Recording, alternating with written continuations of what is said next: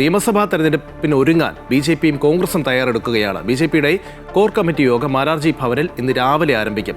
തദ്ദേശ സ്വയംഭരണ തെരഞ്ഞെടുപ്പ് ഫലം വിലയിരുത്തും. ഒപ്പം തന്നെ സ്ഥാനാർത്ഥി നിർണയത്തിലേക്ക് കടക്കുകയാണ് കോൺഗ്രസും ചെയ്യുന്നത്. ദ്വിദിന ക്യാമ്പ് നാളെ മുതൽ ബത്തേരിയിൽ ആരംഭിക്കും. വിശദാംശങ്ങളുമായി ആതിര ചേരുന്നുണ്ട്.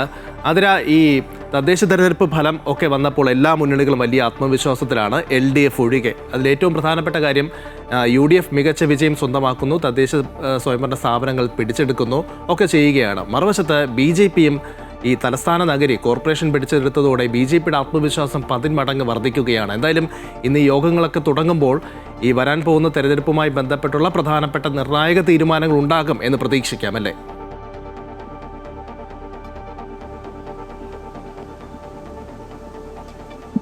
ലിജൻ, തീർച്ചയായും. കാരണം ഈ തദ്ദേശ തെരഞ്ഞെടുപ്പ് നൽകിയ ആത്മവിശ്വാസം ചെറുതല്ല. പ്രത്യേകിച്ച് ബി.ജെ.പിക്കും അതുപോലെ തന്നെ UDF-നും ഒക്കെ തന്നെ വലിയ രീതിയിലുള്ള ആത്മവിശ്വാസമാണുള്ളത്. അതുകൊണ്ട് തന്നെ ആ ആത്മവിശ്വാസം കൈമുതലാക്കിക്കൊണ്ട് അത് മുറുകെ പിടിച്ചുകൊണ്ട് നിയമസഭാ തെരഞ്ഞെടുപ്പിനെ കൂടി നേരിടാനുള്ള ഒരു ഒരുക്കത്തിലാണ് ബി.ജെ.പിയും അതുപോലെ തന്നെ കോൺഗ്രസും ഒക്കെ ഉള്ളത്. ഇന്ന് ഏതായാലും ബി.ജെ.പിയുടെ കോർ കമ്മിറ്റി യോഗം തിരുവനന്തപുരം മാരാർജി ഭവനിൽ ചേരുന്നുണ്ട്. അതിൽ ഈ നിയമസഭാ തെരഞ്ഞെടുപ്പിനെ നേരിടാനുള്ള തന്ത്രങ്ങളൊക്കെ തന്നെ അണിയിച്ചൊരുക്കാനുള്ള ഒരു ശ്രമത്തിലാണ് ബി.ജെ.പി ഉള്ളത്. തദ്ദേശ തെരഞ്ഞെടുപ്പിനെ സംബന്ധിച്ചിടത്തോളം ഏകദേശം 4 പതിറ്റാണ്ടുകളായി ഇടതുപക്ഷം കൈപ്പിടിയിലാക്കിയിരുന്ന തിരുവനന്തപുരം കോർപ്പറേഷനാണ് ബി.ജെ.പി പിടിച്ചെടുത്തത്. അതുകൊണ്ട് തന്നെ ആ ഒരു ആത്മവിശ്വാസത്തിൽ, കോർപ്പറേഷൻ പിടിച്ചൊരു ആത്മവിശ്വാസത്തിൽ ജനങ്ങൾ ബി.ജെ.പി സ്വീകരിക്കാൻ തുടങ്ങി, അല്ലെങ്കിൽ ബി.ജെ.പിക്ക് വോട്ട് ചെയ്യുക എന്നതിനെ സംബന്ധിച്ച് ജനങ്ങൾക്കിടയിൽ ഒരു മാറ്റമുണ്ടായി എന്നുള്ളതാണ്. വോട്ട് ചെയ്യാൻ ജനങ്ങൾ തയ്യാറായി തുടങ്ങി എന്നുള്ളൊരു വിശ്വാസമാണ് ബി.ജെ.പിക്ക് ഏതായാലും ഉണ്ടായിരിക്കുന്നത്. അതുകൊണ്ട് തന്നെ നിയമസഭാ തെരഞ്ഞെടുപ്പിനെയും അത്തരത്തിൽ നേരിടുക എന്നത് തന്നെയാണ് ബി.ജെ.പിയുടെ ഏറ്റവും വലിയൊരു തീരുമാനം. ഏതായാലും ഈ ജനുവരിയിൽ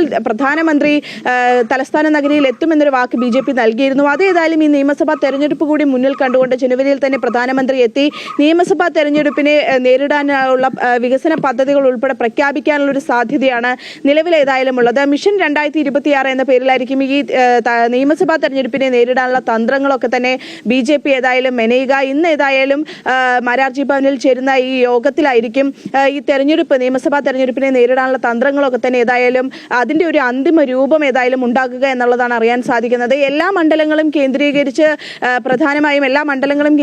പ്രവർത്തിക്കുകയല്ല, മറിച്ച് ഈ വിജയ സാധ്യത ഏറ്റവും കൂടുതലുള്ള പ്രധാനമായും നേമം, കഴക്കൂട്ടം, അതുപോലെ തന്നെ വട്ടിയൂർക്കാവ്, പാലക്കാട്, തൃശ്ശൂർ തുടങ്ങിയ ഇത്തരത്തിൽ വിജയമുറപ്പുള്ള മണ്ഡലങ്ങൾ ശ്രദ്ധ കേന്ദ്രീകരിച്ച് അത്തരത്തിലുള്ള 10ഓളം മണ്ഡലങ്ങളിൽ പ്രധാനമായും ശ്രദ്ധ കേന്ദ്രീകരിച്ച് പ്രവർത്തിക്കാനാണ് നിലവിൽ ഏതായാലും ബി.ജെ.പിയുടെ തീരുമാനം.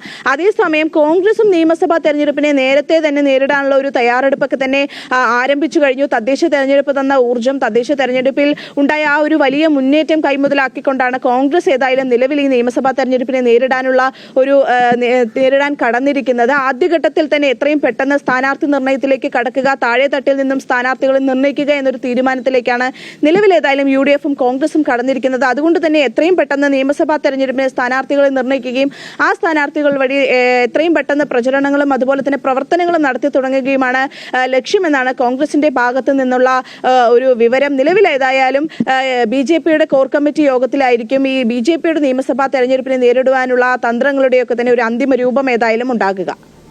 ശരി, ഇന്നലെ വരാൻ പോകുന്ന നിയമസഭാ തെരഞ്ഞെടുപ്പിന് എല്ലാവരും ഒരുങ്ങിക്കഴിഞ്ഞു. പ്രത്യേകിച്ച് ബി.ജെ.പി ഇന്നതാ കോർ കമ്മിറ്റി യോഗം ചേരുകയാണ്. മറുവശത്ത് കോൺഗ്രസിനെ സംബന്ധിച്ചിടത്തോളം നേരത്തെ തന്നെ അവർ ഈ നിയമസഭാ തെരഞ്ഞെടുപ്പുമായി ബന്ധപ്പെട്ടുള്ള ഒരുക്കങ്ങൾ തുടങ്ങിയെന്ന് പ്രതിപക്ഷ നേതാവ് തന്നെ പറയുകയും ചെയ്തു. അങ്ങനെ വലിയ പ്രതീക്ഷയിലാണ് ബി.ജെ.പിയും അതോടൊപ്പം തന്നെ UDF-ഉം. മറുവശത്ത് LDF-ന്റെ സ്ഥിതി എന്താണ് എന്നുള്ളതാണ്.